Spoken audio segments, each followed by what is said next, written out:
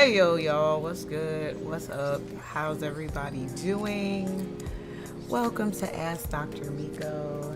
I am your residential mental health therapist. I am a oh God, what year is it? Level 6 doctor still, level 6 PhD with a doctorate in rehab counseling and administration.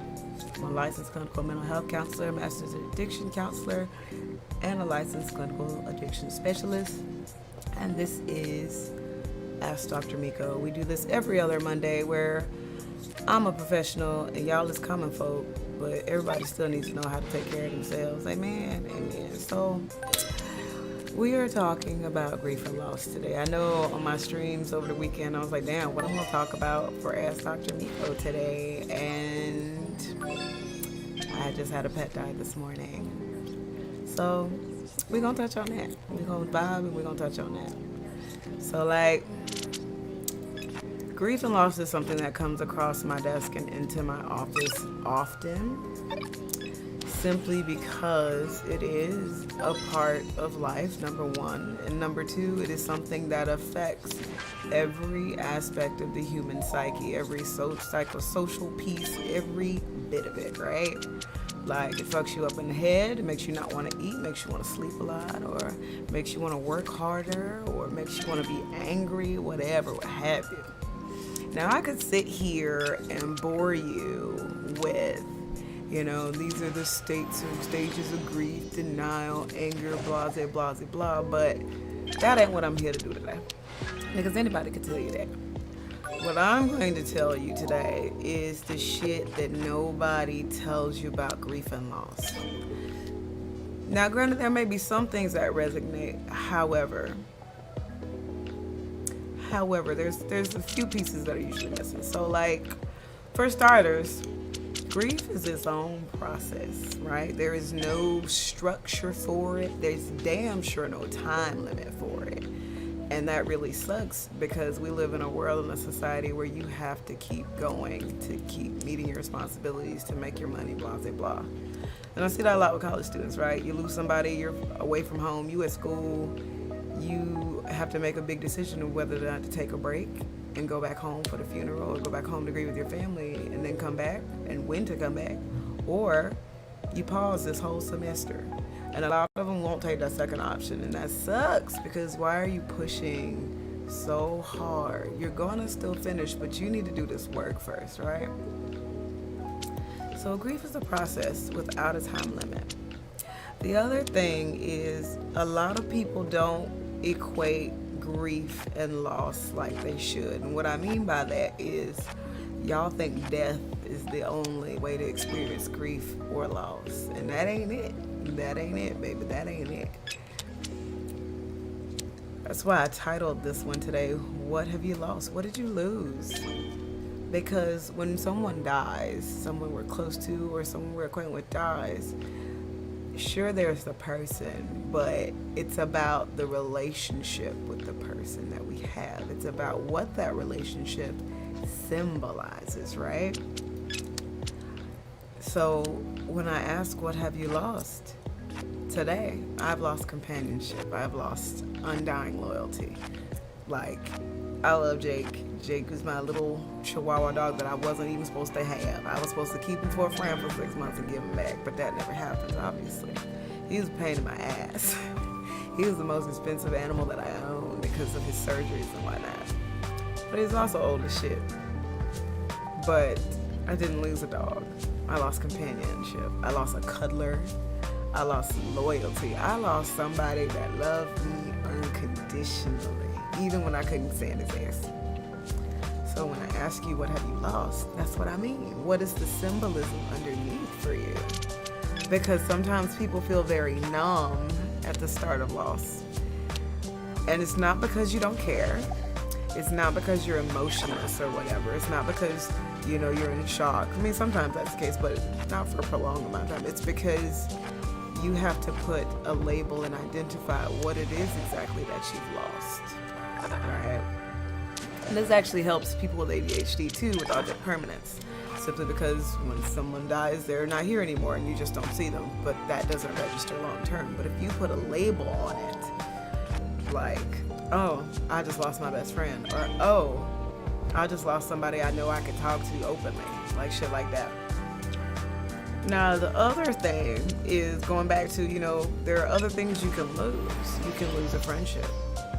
Like, people just grow apart. People are too toxic and only one of you realizes, so you leave. You can lose a friendship to betrayal. You can lose, that amount of certainty that keeps us confident and keeps us, cool and calm in the face of anxiety. What's good, Calvino? You can lose that. You can lose aspirations, goals, jobs. You can lose your footing, okay? And that's a big one for a lot of people, is because everything you've known has essentially been ripped from underneath you. And that is really impactful, especially when it comes to death and dying. So, like, to lose someone, to lose what they symbolize, to lose what that relationship meant to you, can sometimes be hard to fathom. Because now you have a void and you need to figure out how to fill that void in a healthy way, mind you, a healthy way. So when we talk about it, how do you support someone that's grieving? How do you support someone when they've lost something or someone? And a lot of people will be like, sorry for your loss. I offer my condolences. Like, I'm in the car holding my dead dog and the nurse tech is just like, I am just so sorry. And I'm like, bitch, I don't care. I'm crying. Leave me alone. But like, no, there is a way that you can comfort someone who is grieving without sounding repetitive or redundant or asinine. And that's just to listen, just to hold space. You ain't even got to say shit. Just, that's literally what it means to stand in solidarity with someone. You're there, right? You're present for their experience. And a lot of times people don't understand that. Like, you can't, right, sorry don't bring the dog back. And like, sorry just hinders the process. Sorry is what perpetuates the anger stage of grief. You're sorry? The fuck is that gonna do for me? Like, who wants to hear that? Nobody. But you can comfort them. You're holding space. You're just being there. Like, the nurse tech asked me if I wanted anything like a glass of water, Kleenex. I said, no, I don't want to be fucking be bothered. I want to grieve. But she brought me a cup of water anyway, and I did accept it. So it's small things like that, thoughtful things, right? Like, you can just do them, but don't be offended if they don't take you up on your offer, right? Like, I maybe took 2 sips of that water and set it down. It's probably still sitting in the car. But that's the thing. You can't take hold of someone else's grieving process. You can't take charge of their situation because it's theirs. Like, I try to, hold space for my clients all the time when they're grieving, because it's like, there is literally, like, I know I'm great at my job. I'm an amazing therapist. Humble brag, right? But that doesn't necessarily mean that I'm going to be able to be exactly what they need, right? There's no way I can pinpoint exactly where they are in their process. And for me to try to jump in and save them is not something they want me to do. It's not something they want me to do. And that's the same goes for me. I don't want people to jump in and save me. I am very much over the taboo of life and death. This is the second pet I've lost this year. Like, I have a process. Like, I have to feed myself emotionally, physically, psychologically, and definitely spiritually, because that is my process on how to get through. Like, obviously I do cry, obviously I do mourn, but I also celebrate. I also hold space and I hold ritual, because that's how I approach it. And that's the other thing about comforting someone who's grieving, is you can't sit there and tell them how to grieve and when to grieve. And that's the thin line that I skate as a therapist all the time. Is I can't, in any other given situation, I am down to challenge a client. I am down to push them to do something they don't want to do. But this is a fragile thing, just like trauma is. This is a fragile thing that I can't force, and you should not allow anyone else to force you. You bastard, you skipped me. Whatever. But real talk though, like, grief is its own machine, and you never, ever, ever stop grieving. It's like an intensity that ebbs and flows, right? It's like when it happens, we are up here, and gradually over time, we can calm down. Now, granted, on occasion, something else might trigger us. We might see a picture, enter a situation, see something, smell something, and we're right back up. But we're not back up for long. We know how to step down, so we do. And that's the thing. You don't forget the people, you don't forget the pain. You simply implement it into your life. You accommodate your grief. And that's why it's important to identify what it symbolizes for you. That's why it's important to label it and to sit with it and to allow the feelings and the process to take place. We can't just jump back into work. We can't just jump back into life as we know it. Says the bitch who's streaming tonight, but that's besides the point. I'm the professional. But no, like, real talk, you can't just jump in to life and try to pick back up where you were, because this is going to trip you up again. And you're gonna keep tripping, and you're gonna fall, and you're gonna stumble sometimes, but you're learning your path. You're learning your path of grief. You are tripping over cracks in the road, rocks in the way, stuff like that. You're running into these things so that you are building up a tolerance. You're building up a coping to live without whatever it is you lost. And that's a beautiful thing. But at the same time, like I said, you're gonna get triggered by a sight, a smell, a situation, a place. And whether you decide to stifle yourself or let it ride, that's on you.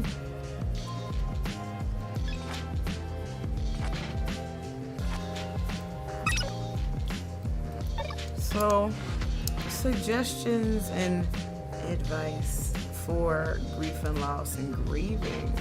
Take your time with it. Walk with it. Don't rush it. Accept it at your own pace. Because sometimes that lack of acceptance piece is what keeps us stuck. It's what keeps us from progressing or from implementing it into something purposeful for us, right?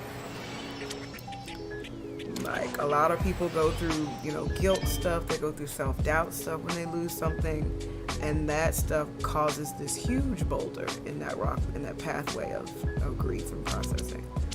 And it doesn't have to be that. It doesn't have to be that at all. So my suggestion is, if that boulder gets in your way, definitely seek some therapy about it. Or if you're not sure about therapy, definitely, there are plenty of self-helps around. Just make sure you read your Amazon reviews. If you just so happen to have a therapist friend, hey man, do I wanna? Let's challenge that shit. I don't care. Damn. Anyway, if you happen to have a therapist friend, ask them, what they think about a book. Because I'm going to tell you, all therapists do not read every book that they suggest to a client. Sometimes we do a nice quick skim and make sure that there's important themes and highlights there. So if you would like one of your therapist friends to use that superpower for you, you need to let them know. Hey, I'm thinking about buying this book because I'm going through some stuff. What do you think about it?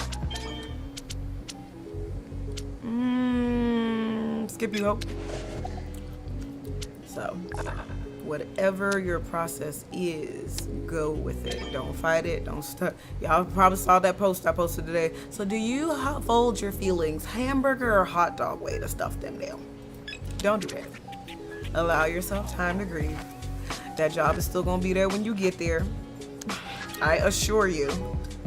And if it's not, they're gonna replace you because they don't give a fuck about you, which means you don't need to waste your energy there. But that's a different soapbox. But there are tons of things you can lose.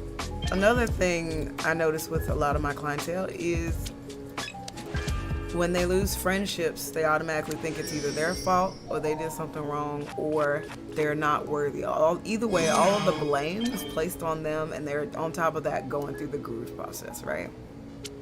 That's fucked up, because that means you're not acknowledging your own growth. That means you're not acknowledging, unfortunately, the purpose that the universe has for you, bruh. Like, legit. Some things are beyond our control. Some things are supposed to work out a certain way that we don't get to choose.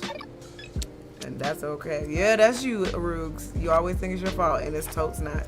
Because then that negates the fact that you're capable of great things.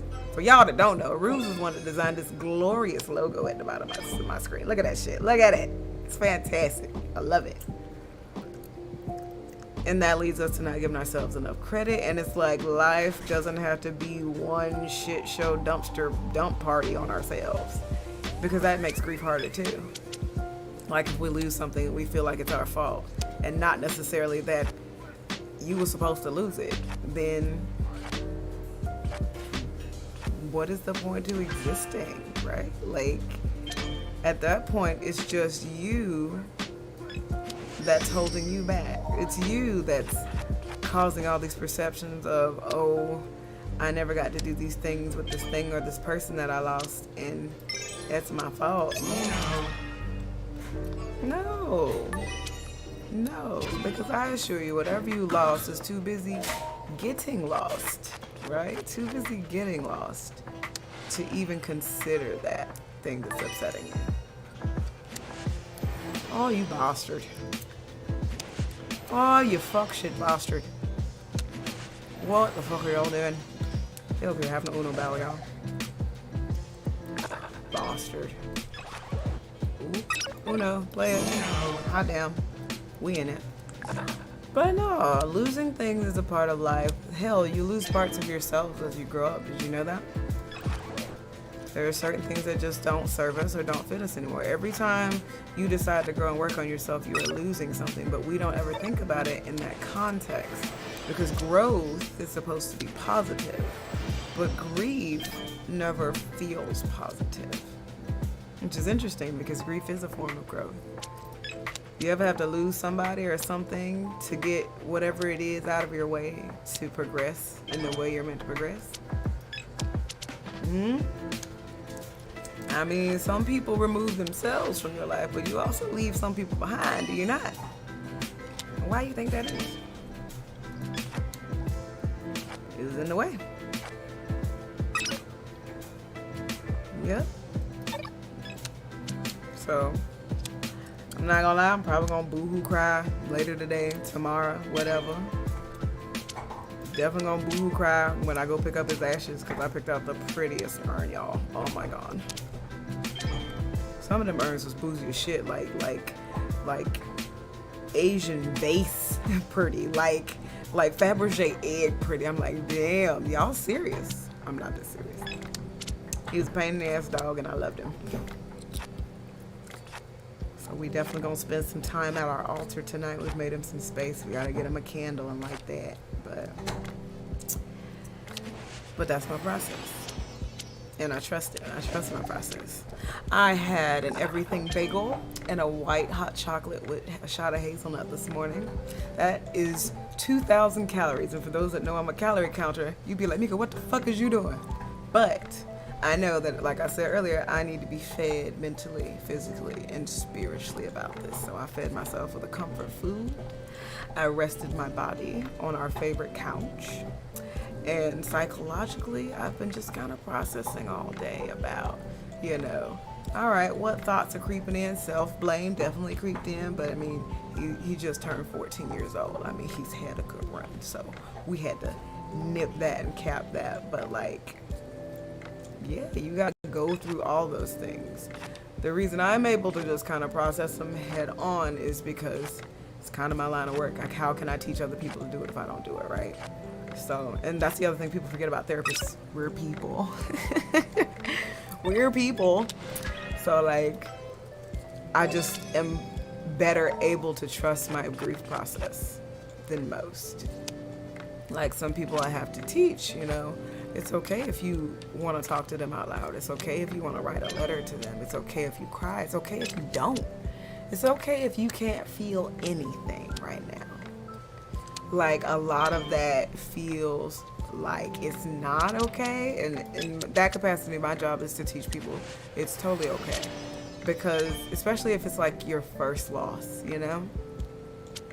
The only loss I can't handle as a therapist, and y'all already know this, is, oh my God, I just got broken up with. Bro,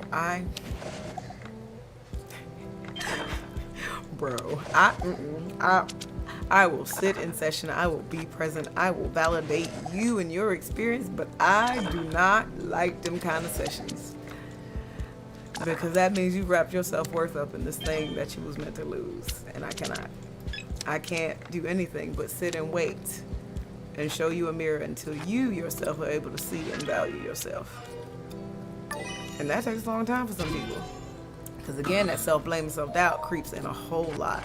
And I think that's another thing. We take self-blame and guilt and all that stuff to heart when something bad happens because we've never been taught another way.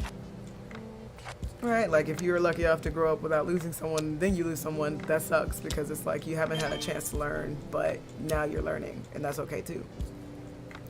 I feel like death is such a taboo thing to talk about for people because it reminds us of our own mortality. Like I used to be terrified, like, oh my God, I'm gonna die one day, holy crap. Like I used to be that person. And it doesn't help that I'm vain as hell. So it's just like, oh my God, I'm gonna lose all this. Which is probably another reason I shouldn't have kids because I'll probably subconsciously try to live through them. But that's another story. Y'all know I can't go one episode without talking about parenting. But no, legit, I used to be terrified of dying. And it's just like, for what? We can't stay here forever, bitch. Do you want to stay here forever? Planet's fucking falling apart. We're dying. We're getting sicker. We're eating plastic and corn. Like, do you really want to stay here? I used to answer that, you know, do you want to be a vampire or werewolf question with, holy shit, which one of those is not immortal? Because I cannot. I can understand why Lestat just decided to sleep through some ages and wake up on occasion. Like, oh my God. But like, legit, we don't talk about death and dying enough. And like when people talk about, oh no, I've already planned out, I got my plot, I'm going to do this, and I want this in my will, and blah, blah, blah, it freaks people out because again, that personal frame of reference is, oh no, I'm also mortal. Holy crap. But luckily, there are a few just kind of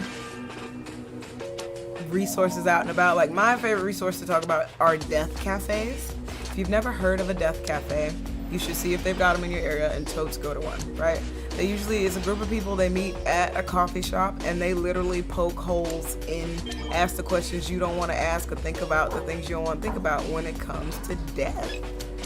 Like, when I have clients who have terminally ill relatives and like they're expecting them to go any day now, they're sitting in my office upset about the things they didn't do, and I'm looking at them like, then why are you in my office? They're still here, go. You know, like, do that. Write everything down that you've ever wanted to say, everything that you've ever wanted to touch base on. I don't give a fuck if you think it's rude. I don't give a fuck if you think it's direct or worthless. Do that shit, because even if they can't understand you because, you know, they're out of it or disoriented, it's for you. Right.